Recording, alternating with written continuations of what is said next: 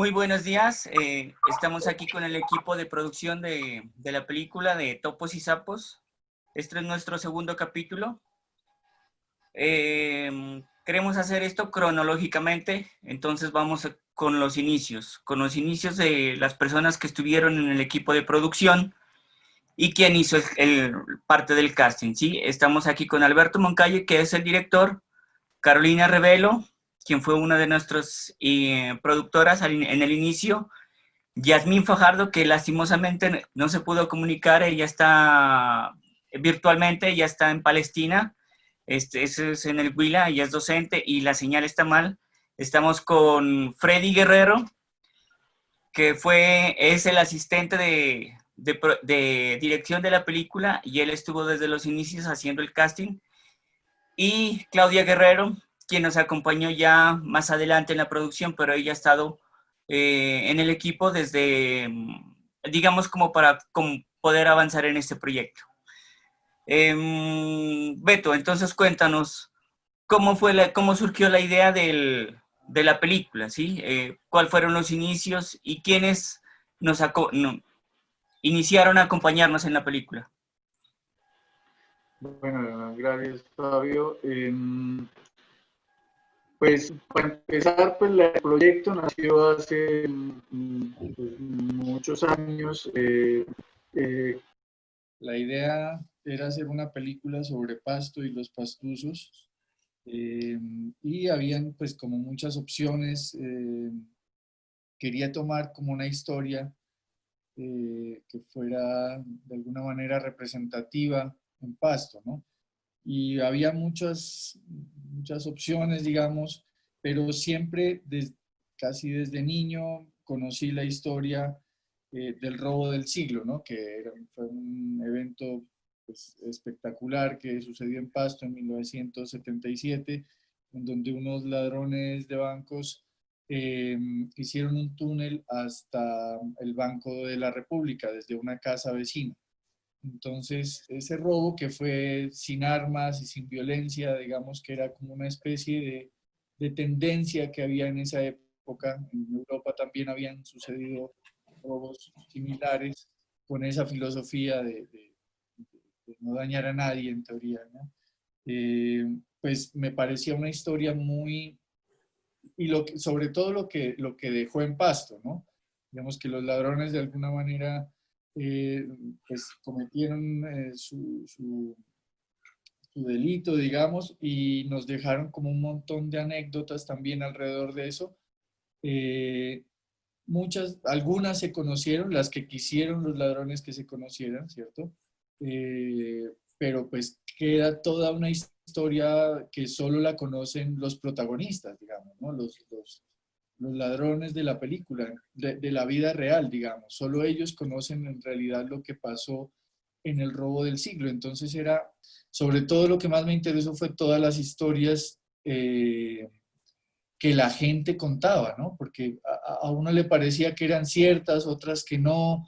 Entonces había un montón de versiones como oficiales, digamos, en los periódicos y en los juzgados, etcétera, y había un montón de versiones no oficiales en el chisme de la gente, en los cuentos, y eso fue lo que me pareció más interesante, ¿no? Digamos, eh, toda esa parte como de la versión no oficial de lo que pasó, inspiró a crear pues, un nuevo personaje y por qué no hubiera sido tal vez por qué el robo no hubiera sido de esta otra manera, tal, como adaptándolo a esas versiones y a esos chismes, digamos, que la gente contaba, ¿no? Sobre el robo. Entonces fue un proceso. Para claridad digamos, la historia es ficcionada en un hecho real.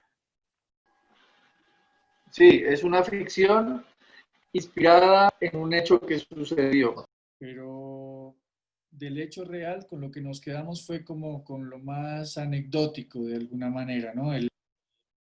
Lo que eran las noticias, digamos, en el momento, ¿no? El túnel, un robo sin violencia, eh, y un poco también, en parte, pues, el tema de que fue un robo como de película, ¿no?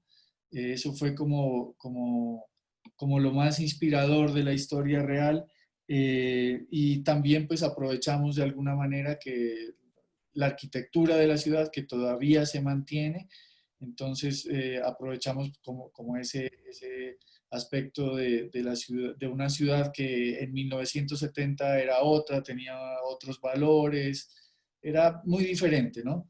Pero de alguna manera quien quiera conocer, digamos, la historia real de lo que pasó en el robo del siglo, no lo va a encontrar en nuestra película. O sea, nuestra historia es totalmente ficcionada, inventada, pues tiene algunas cosas, como te decía, de la historia que contaba la gente, ¿no? Y que reproducía. Pero más que todo es como ese reconstruir una ciudad diferente y sobre todo construir un personaje que representa de alguna manera el humor pastuso, ¿no? Un humor con mucha inocencia, etcétera, que también fue uno de los legados que dejó el robo del siglo en Pasto. Contanos, Betos, entonces, ¿cómo fueron los inicios para la vinculación de tu equipo de producción? ¿Con quién te Bueno, enganchaste? ¿Quiénes fueron esas personas? ¿Y cómo fueron ese engranaje entre este equipo de producción? sí, en un principio, digamos, yo empecé más o menos desde casi cuando llegué a Pasto después de estudiar por fuera, empecé como a buscar una historia y empecé pues como en esa investigación, como les contaba. Poco a poco, pues cuando ya había un guión más sólido y ya empezábamos a ver la posibilidad de cómo armamos el proyecto, poco a poco se fueron vinculando cada vez más personas, ¿no? En principio, pues, no sé, siempre he trabajado con un equipo en Pasto, en la parte de producción y de dirección, entonces, pues, fueron de los primeros que conocieron la historia y la idea, digamos, ¿cierto? Entre ellos estás pues, tú, Fabio, está Yasmín, está Freddy, como en un inicio, y luego cuando empezamos a ver con quién queríamos trabajar de actores, etcétera, pues yo siempre tenía como en mente a César Vadillo para un papel específico que hay en la película, y él conoció el guión y me dijo de alguna manera, eh, porque yo estaba buscando a alguien que nos ayude, que se meta en la producción, ¿cierto? Por lo general yo producía mis propios trabajos, pero este era un trabajo muy grande, muy ambicioso en muchos sentidos. Y entonces César me dijo, mira, yo conocí a una chica pastusa en unos talleres en Putumayo, no sé qué, ella hizo la producción y nos puso en contacto. No la conocía, a pesar de ser paisanos, me la tuvo que presentar, digamos que. Y ella es Caro Revelo. Carito, pues te damos la bienvenida y más que nosotros contar la historia, queremos pues empezar a que la gente misma nos la cuente, ¿no? Entonces, cuéntanos, Carito, cómo, mejor dicho, desde tu perspectiva, cómo fue ese contacto, esos primeros contactos y cómo te animaste a participar en el proyecto también, de pronto. ¿Qué te atrajo del proyecto? Bueno, bien, muchísimas gracias. Sí, es muy, muy loco que una persona de afuera nos haya contactado a dos paisanos, ¿no? Que quizás no habíamos tenido la oportunidad de encontrar los caminos en el trabajo o en la amistad y pues se dio de esta manera, ¿no? Gracias a Cecitar que nos que nos vinculó con Beto y pues fue como el primer contacto de que hey, tengo este proyecto, ¿te gusta? Y desde el primer momento en que Beto me compartió su idea, ¿no? Me atrapó mucho y una historia con mucho potencial, mucha magia, ¿no? Y como con todo el espíritu de acá, ¿no? De nuestro sur y lo que se ha pretendido, lo que y hasta el momento ha tenido como de logros la propuesta. Entonces yo dije, sí, realmente sin conocer a Beto, conocía, no, a Yasmín también la conocí en ese momento y creo que a Fabio ya lo conocía en otras circunstancias laborales, pero dije, bueno, hagámosle. En ese momento, digamos, yo tenía como también una mente y un espíritu dispuesto para el aprendizaje desde la ficción, porque, digamos, yo desde mi experiencia había trabajado como otras estéticas, otras narrativas un poco más documentales, entonces yo dije, bueno, me voy a arriesgar con esta vaca loca y que así fue, ¿no? Entonces decidí ingresar, digamos, como a ser parte del equipo sin ninguna pretensión, digamos, ni económica ni nada, sino con el ánimo de poder jalonar juntos un proyecto, ¿no? Y un proyecto que se ha ido haciendo a pulso y eso es lo que más bonito me parece de Topos y Sapos, ¿no? Que un proyecto que hay algo que yo recuerdo con mucho agrado que un cineasta caleño dijo y es que el cine también se hace en pandillas, ¿no? Con los amigos. Y esto ha sido súper lindo porque de Topos y Sapos es eso, es hacer cine en pandilla, ¿sí? La pandilla buena, la pandilla de amigos, del de la confianza, el del talento también, pero al que se le puede hablar, al que se le puede decir, pedir, exigir, lo que sea, ¿sí? Y que así ha funcionado también el equipo de trabajo y me parece que es muy, muy valioso porque si hay algo que tenemos en este sur es eso, ¿no? Como la amistad y que también en eso nos podemos soportar para poder trabajar o seguir pues haciendo un proyecto. Cuando Entonces eso fue lo iniciaste, que... ¿Ah? cuando iniciaste en esa pandilla, ¿ya estaba Yasmín, alguien más? Sí, ya estaba Yasmín, estaba Freddy, que con Freddy ya nos conocíamos de otros momentos de la vida universitaria y estabas tú. Entonces, digamos como que ahí arrancamos los cinco motores allí lanzando pues el proyecto y digamos que esa primera fase fue una fase muy dura, ¿no? La fase compleja, la de, pues, mostrar el proyecto, la de inyectarle presupuesto, gasolina, que nos conozcan y que, puchas, nuestra consigna era la primera película pastusa, ¿no es cierto? Entonces, con eso arrancamos y creo que, digamos, la credibilidad del proyecto ha sido desde sus inicios muy importante. ¿Cómo fue el inicio del casting? ¿Qué propuestas tuvieron ustedes? Y recordame, o yo no sé si fuiste tú o Caro, que encontraron a este personaje, a Libardo, que es un personaje fantástico. Bueno, Realmente pues, nosotros propusimos en el Museo de la Universidad de Nariño un casting en el que asistió muchísima gente, muchísima gente. Estuvimos horas y un par de días allí dentro de la sala de A la Luna Teatro.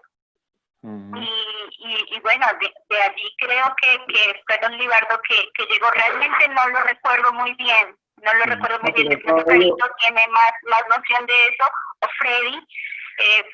Pero recuerdo que ese casting fue multitudinario, o sea, llegó muchísima gente y fue muy lindo poder tener ese poder de convocatoria, ¿no? O sea, encontrar ese poder de convocatoria en un proyecto regional, en un proyecto pastuso en el que la gente cree. Entonces ese fue como el punto clave para nosotros decir, uy, sí, miren, tenemos fuerza, o sea, la gente cree en nosotros, la gente quiere estar dentro de esta producción y bueno, eso también lo vimos en nuestro proceso de rodaje, ¿no? Tuvimos mucha gente que estuvo allí pendiente, al tanto de todo, entonces eso pues les puedo contar del casting. Sin embargo, yo creo que Carito o Freddy pueden dar más luces del encuentro maravilloso con Don Libardo. Dale, Freddy, contanos tu experiencia ahí. Don Libardo llega al proyecto como una persona, como estuvo en todo el proyecto, creo yo, como sin creérselas mucho, pero al mismo tiempo ya transformado en el personaje, o sea, naciendo para el personaje, más bien dicho, ¿sí? Ese señor, yo recuerdo que llegó ahí a ese sitio donde estuvimos mucho tiempo, ¿cierto? Porque estuvimos mucho tiempo viendo demasiadas personas, ¿no? A veces ya ver tantas personas, digamos, cuando uno está haciendo un casting es algo, digamos, chévere, digamos, emocionalmente, pero a la hora de vos querer, digamos, vislumbrar esos personajes en actores, es un poco muy atosigante para el cerebro. Sin embargo, cuando llegó este señor, sí llegó con su luz propia, mejor dicho, o con su oscuridad propia, no sabría decirlo bien. Lo cierto es que apenas cuando vimos a ese señor no hacía falta ni siquiera ponerlo frente a la cámara, ¿sí? Sí, Era sí, así. exactamente lo que Beto había dicho, o sea, lo que Beto quería, lo representaba fielmente ese señor en su cara. En su cara, apenas se le preguntó el nombre del man, el man ya, creo que todos cuando lo vimos en cámara también dijimos, no, o sea, este man no es un actor, pero es exactamente lo que busca Beto. Y creo que esa fue como la magia y de alguna manera este señor representó todo en el casting. De alguna manera yo creo que la película nace cuando Libardo aparece de alguna manera, me parece a mí, porque representa la película en su máximo nivel, me parece a mí. Yo pienso que la aparición de este señor y de muchos otros fueron como parte de la magia que tuvo esta película, ¿no? Como que las cosas estaban ahí para que nosotros las encontremos, pero como dice Carito, cavando, pues para encontrar esa magia. Eso pienso. No sé si te acuerdas, Freddy, Carito, de esas búsquedas iniciales del prota. Pues recuerdo que sí que era una búsqueda muy grande y que llegaba mucha gente. Por ejemplo, recuerdo que al principio de la peli estábamos buscando, dentro de los perfiles había 2 afros, por ejemplo. Eran 2 personas de raza negra que estaban definidos dentro del guión y dentro de varias versiones de guión. Y era como nuestra búsqueda era como muy especial en ese respecto, ¿no? Era que tenían que ser, digamos, esos perfiles como bien exactos y que empezó a transformarse pues a lo largo de que empezó a aparecer gente que no cumplía con eso, pero que definitivamente daba con otros perfiles, ¿no? Eso es como lo que más recuerdo de esa época y pues lo que más recuerdo es como, sí, lo masivo que era, lo masivo y lo fuerte que era el trabajo desde el principio. Es que yo creo que esa era eso fue como la dosis que cualquiera que estuvo dentro del trabajo debió darse cuenta del principio al final que esto no era un juego, mejor dicho, que nos lo cogimos en serio desde el principio y la gente se daba cuenta de eso. Claro. Si algo me parecía eso era que cualquiera que llegaba a mi casa, porque es cierto, ahora que recuerdo es cierto, hicimos casting en mi casa y llegaba un montón de gente a la casa que yo me pongo a pensar eso ahora, yo diría eso me parece hasta peligroso para mí, ¿sí? Porque pues, le abrí la puerta de mi casa a cientos de personas, ¿sí? Y no teníamos ni idea de qué podía pasar ni qué tipo de personas podían llegar, ¿no? Ahora yo me pongo a rememorar y digo, bueno, definitivamente, o sea, si algo dice la película era que era algo muy serio, pero a la vez nosotros no teníamos Riesgo. ningún tipo de filtro, o sea, estábamos entregados a la película, pues absolutamente. Llegó demasiada gente y creo que nos fuimos enamorando y desenamorando de mucha gente. A mí había muchos que me gustaban, pero a Beto no le gustaban. Esa también era otra como de las dinámicas que tocaba entender también, que en últimas la voz final, si las cosas que uno parecían bien, a Beto no le parecían y eso fue como la dosis también pues de todos los años de la película también y fue como entender esa dinámica pues fuertemente, ¿no? Eso recuerdo de eso también. ¿Cómo financiaron en esa época esos casting? Porque pues son jornadas bastante largas, ¿no? Y entonces eso demanda... Amor al arte. Nada. Eso fue, el dicho se hace real aquí, puro amor al arte. Realmente, digamos que, es que Freddy acaba de decir algo así súper real, sin filtro. O sea, nosotros no estábamos viendo si teníamos plata o no en ese momento. O sea, eran las ganas de hacerlo y yo pongo esto, yo presto esto, yo hago aquí, yo hago acá. Si teníamos que estar a las 7, pues a las 7, la cámara, el trípode, ¿sí? esa vez ofrecimos pan, gaseosa, bueno, no sé de dónde llovía, digamos, como digamos, la abundancia y somos muy agradecidos con en ese momento también porque en medio de todo no nos faltó, ¿no? Entonces, digamos que yo creo que también sí fue así como de amor al arte y también que entre las gestiones que hacíamos iban saliendo algunos recursos, ¿no es cierto? Entonces, pues así Ahí empezamos. yo quería sí meter la cucharada ahí porque de alguna manera lo que dice Caro es muy cierto, ¿no? Y todos, pues, porque lo sabemos, pero lo primero que yo le decía a alguien cuando estaba esto era, bueno, no hay plata, ¿no? Pero Sí. quieren pegarse al proyecto y tal, y era muy chévere y siempre ha sido así, o sea, con Jazz, con Freddy, con Fabio, que hemos trabajado antes, pues de alguna manera siempre ha sido así, hemos trabajado o con presupuestos muy bajitos o sin nada, ¿cierto? Cuando entró Caro, pues la propuesta, la gran propuesta era esa, ¿no? O sea, Carito, no hay plata, no te puedo pagar, vemos cómo nos asociamos, de hecho hoy en día estamos todos asociados a la peli de alguna manera, pero más que eso, que esa formalidad era decirle a todo el mundo, bueno, nos vamos a subir en esta aventura, a echarnos al agua, y yo creo que había mucha, siempre he tenido, y quiero agradecerlo porque, y este tipo de videos es clave para eso, porque sin ustedes, los que están aquí en inicio, eh, pues esto no se hubiera podido hacer, ¿no?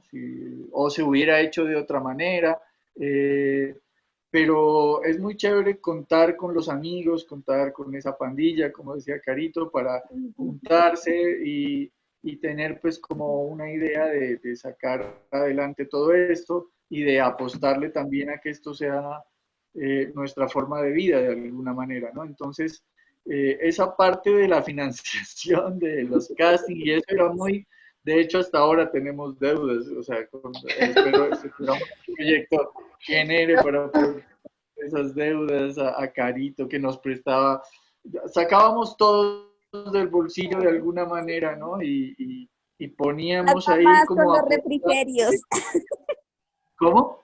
las mamás con los refrigerios.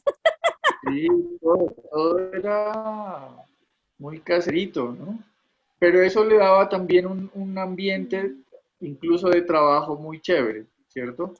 Los castings que se han hecho para De Topos y Sapos siempre han sido, sí, de verdad, así como dijo Ja, suena raro, pero es así, multitudinarios. E incluso no habían casting y nos llamaban, nos contactaban, ¿no? Nos decían, yo quiero participar, y yo creo que lo que dijo Jazz es bien importante, ¿no? El afecto y la forma en cómo la gente se fue acercando de nosotros fue el impulso que también permitió al proyecto decir, sí, sigamos combatientes, que esto tiene que seguir, ¿no? Porque realmente la gente fue la que nos inyectó ese otro poder y esa otra gasolina que necesitamos también, ¿no? Porque hemos tenido pues subidas, bajadas, como todo proyecto, ¿no? Entonces, eso es bien importante, los castings, porque fue el contacto con la gente también y el permitirnos estar rodeados y cercanos y no lejanos al público, ¿no? Que finalmente es a quien le llega esta propuesta. Jazz, contanos cómo eran esas reuniones, que las hacíamos cada 8 días por Skype, y qué tan exigente era Beto, pues, porque él estaba como de productor.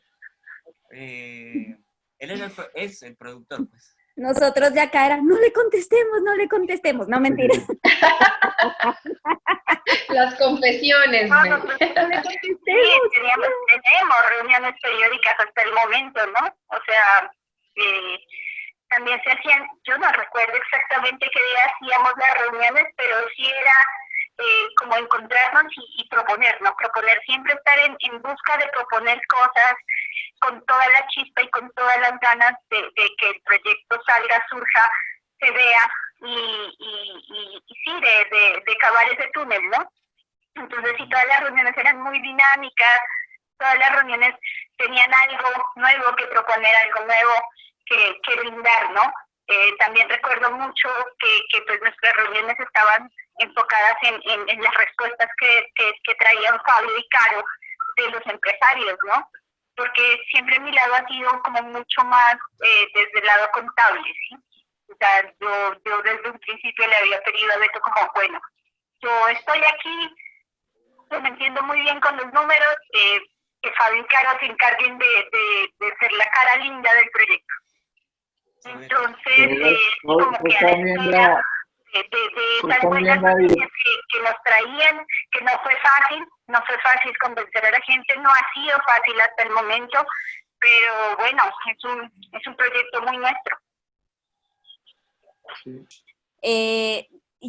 Hay algo que yo siempre decía como en nuestras reuniones de producción y en nuestras reuniones de equipo, y es que con De Topos y Sapos se ha ido haciendo, digamos, los que no hemos estado como muy de la mano del lenguaje cinematográfico como tal, que sí Beto lo ha estado, que Freddy también desde sus experiencias, incluso Fabio, ¿no? Ya hacen algunas otras experiencias, pero hemos ido aprendiendo también en el camino, ¿no? De cómo hacer cine, además en una ciudad de provincia, que es diferente a hacer cine a Cali, a Bogotá, a Barranquilla, al centro del país, y esas lógicas a veces no se pueden comprender desde afuera. Dirán, pero ¿por qué tanto tiempo? Sí, porque las cosas toman su tiempo, las cosas buenas toman su tiempo, y yo creo que De Topos y Sapos es una, digamos, es de esos proyectos que ha tomado su tiempo porque la historia misma lo ha requerido,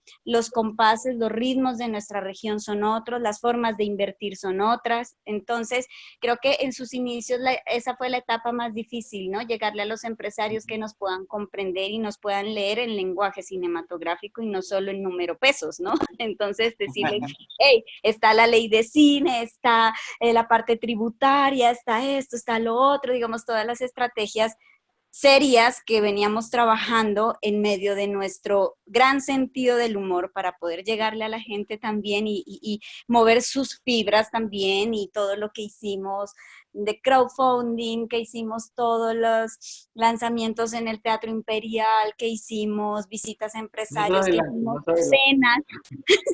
cenas donde nos temblaban las rodillas y nos decíamos, habla tú, no yo, no, habla tú, no, no, no. Entonces como el susto también de enfrentarse como, ¿no? Como a un grupo es que me acuerdo de esa vez, de empresarios, y decirles, este es nuestro proyecto, ¿no? Entonces yo creo que ha sido un proyecto muy valiente desde su historia misma, desde sus personajes, pero también desde el equipo que lo integra. Entonces, por eso yo quiero tanto este proyecto, ¿no? Y que bueno, llega un momento en la vida en que yo digo, carambas, tengo que dar un paso atrás y renunciar a algo tan querido para poder darle cabida a otras posibilidades que en mi vida también se presentaron.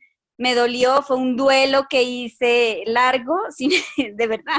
Sin embargo, yo he estado muy, muy de cerca, ¿no? Del proyecto, y siempre con las mejores energías y con la mejor disposición y abierta a seguir como al menos impulsando y dándoles la fuerza y lo que necesiten de mí. Siempre he estado allí. Entonces, digamos que eso es como un resumen de todos esos 4 años que trabajamos duro, si es que fueron 4 años, porque yo ingresé en el 2012, 4 años largos, bonitos, de muchas subidas y bajadas, ¿no? Así como un electrocardiograma, era toda la producción, y como que, bueno, vamos camellando, y creo que fue una experiencia, o ha sido una de las experiencias más vitales que también he tenido de aprendizaje. En ese momento donde se hacían los castings, donde estábamos así, pero en la súper movida, cabe y cabe, saque y saque tierra. Fue la época de las convocatorias, de los proyectos, de los viajes nacionales, de los viajes internacionales. O sea, de pronto eso la gente no se acuerda. sí hay un proyecto que tiene hoja de vida, digamos, desde lo profesional y desde el transitar y lo que yo hablo de pulso a pulso el proyecto, desde Topos y Sapos, ¿no? Por supuesto que hay otros, pero digamos desde nuestra experiencia propia, digamos, ha sido un proyecto que ha estado en muchos circuitos nacionales e internacionales, codeándose allí para seguir trabajando y cualificando y trabajando el proceso, y que Beto ha sido, digamos, con un tesón como director y también productor a la cabeza de seguir puliendo su historia y de también quizás de desenamorarse de algunas cosas que había escrito porque tenía en el camino que ir cambiando otras, ¿no? De acuerdo como a las lógicas que veníamos trabajando. Entonces es un proyecto que estuvo en Halifax, en Halifax, Canadá, ¿se acuerdan? El proyecto estuvo allá cuando nos ganamos el Cinefilia del Laboratorio de Guión en Medellín, cuando nos fuimos también al BAM, el Bogotá Audiovisual Market, y que fue así como la experiencia top de Topos y Sapos, donde estuvimos Fabio, Beto y mi persona, donde nos lanzamos al agua a hablar con productores, con cineastas, a ofrecer nuestro proyecto. Hablar en inglés. Hablar en inglés, en español, en pastuso.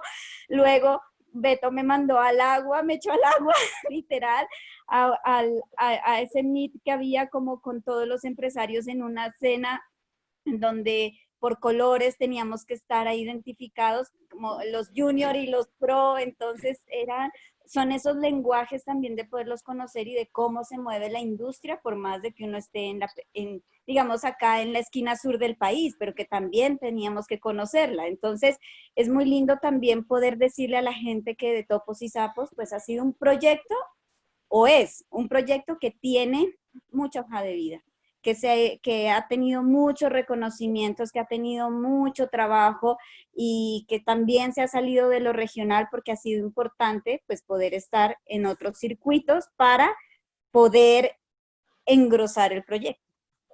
Antes del rodaje, nosotros, del rodaje del TIC, hicimos un ensayo que fue, yo creo que fue más irresponsable que todo lo demás, que fue rodar en carnavales, ¿se acuerdan? Rodamos unas cosas en plenos carnavales y, bueno, eso nos metieron a jugar dentro del carnaval, mejor dicho. Rodamos algunas cosas en Super 8. En ese 2014 aquí, no sé si están viendo la pantalla, no sé si se comparte. Sí. Hicimos estas piezas, no sé si...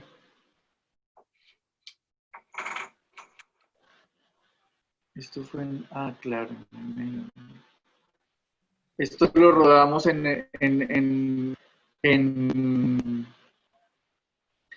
carnavales, Carito. No sé si te acuerdas esas danzas en medio de la senda del carnaval. Carnavales, sí. Fue súper linda esa experiencia en carnaval porque también ahí comprobamos la capacidad de gestión y lo que podíamos hacer en una época de tráfico complicada, ¿no? Entonces, creo que lo logramos. Terminamos negros, terminamos blancos, terminamos como muy en la tónica del carnaval, y digamos también fue la prueba de fuego para saber cómo se iba a rodar una escena de carnaval. Déjanos verte, Carito, con tu cámara. Ah, vale, sí. Sí, ya, y que de hecho no lo hicimos así, ¿no? De ahí aprendimos que no tenemos que hacer eso. No de esa manera. Fue en carnavales, ¿no? Me corto. Ah, no, sí, había muchos. Que se este ejercicio lo hizo Mario. Sí, que se les preguntaba a la gente acerca de la película y nos contestaban otras cosas, era muy chistoso. Ah, tú estuviste con Juan y con Mario, ¿no? Okay. Ajá. Nosotros hicimos ese ejercicio el Día de la Familia Castañeda. Sí. Sí, esa parte fue también muy... Y bueno, la peli en inicio, cabe recordar que el teaser era en blanco y negro, ¿no? La película iba a ser en blanco y negro, con un tratamiento de color, bueno, que nos imaginábamos, pero... En carnaval. Sí, muy difícil, sí. Y también para eso nos sirvió. O sea, yo creo que a proyectos también de Nariño, de otras partes que están tratando de sacarlos adelante, esos ejercicios son muy útiles, ¿no? Para darse cuenta uno de los aciertos, de los errores, de las cosas que hay que cambiar, ¿no? Eh, yo creo que nos sirvió un montón ese tema, pues.